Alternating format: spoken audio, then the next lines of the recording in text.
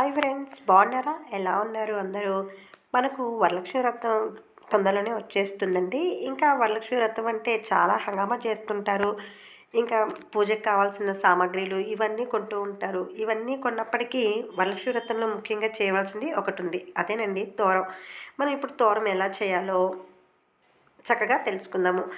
ఇంకా తోరం అనేది మనం అమ్మవారి పూజల్లో ఖచ్చితంగా చేయాలండి. ఎందుకంటే ఈ వరలక్ష్మి వ్రతానికి తోర పూజ చేసి ఈ వ్రతం అనేది చేస్తూ ఉంటారు.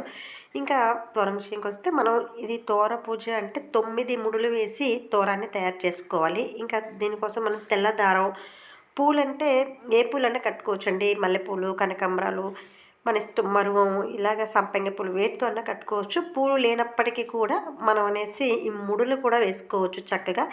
ఇలాగ తెల్ల దారాన్ని తీసుకుని 9 పోగులు తీసుకోవాలి. ఖచ్చితంగా అయితే 9 పోగులు అయితే తీసుకోవాలి. ఇలా 9 పోగులు తీసుకొని చక్కగా పసుపు రాసేసి ఎక్కడా కూడా తెలుపు అనేది కనపడకుండా చక్కగా పసుపు రాసేసుకొని దానికి ఇలా పూలు కట్టినట్టు కాకుండా ముడి అనేది వేసుకోవాలి. గ్రంథి అంటే ముడి. ఇలాగ 9 గ్రంథులు అంటే ఒక్కొక్క గ్రంథికి ఒక్కొక్క నామం కూడా ఉంది. ఈ 9 నామాలు చదువుతూ చక్కగా బొట్లు పెట్టి ఈ అమ్మవారికి ఒకటి కట్టేసి సమర్పించి మనం ఒకటి కట్టుకొని మన ఇంటికి వచ్చిన ముత్తైదువుకి ఎవరన్నా కూడా ఇలా చేస్తూ ఉండాలి. మామూలుగా అయితే 3 చేసుకుంటే ఇంకా అందరికీ ఇవ్వాలి అనుకున్న వాళ్ళు చేసుకోవచ్చు.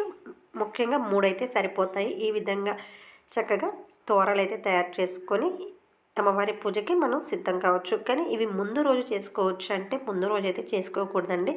పూజ చేసుకునే ముందు కావాల్సి ఉంటే కూడా ఒక ఉదయంతో చేసుకోవచ్చు, కానీ ముందైతే చేసుకోకూడదు.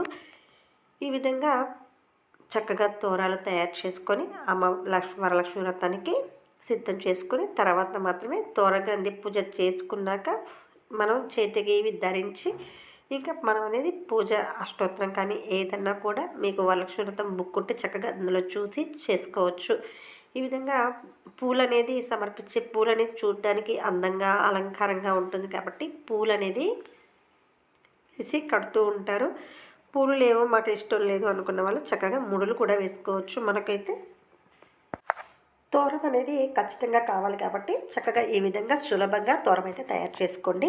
ఇంకా ఈ వీడియో మీకు నచ్చింది అనుకుంటే ప్లీజ్ లైక్ చేయండి. అలాగే మన ఛానల్ ఏమన్నా ఫస్ట్ టైం చూస్తుంటే సబ్స్క్రైబ్ చేసుకోండి. ఇంకా తర్వాత వీడియోలో అసలు తోరగంది పూజకి చదవాల్సిన మంత్రాలు ఏంటి, అసలు తోరం ఎందుకు ధరించాలి, ఎవరైనా ఖచ్చితంగా తోరం చేసుకోవాలనేది ఖచ్చితంగా నెక్స్ట్ వీడియోలో పోస్ట్ చేస్తాను.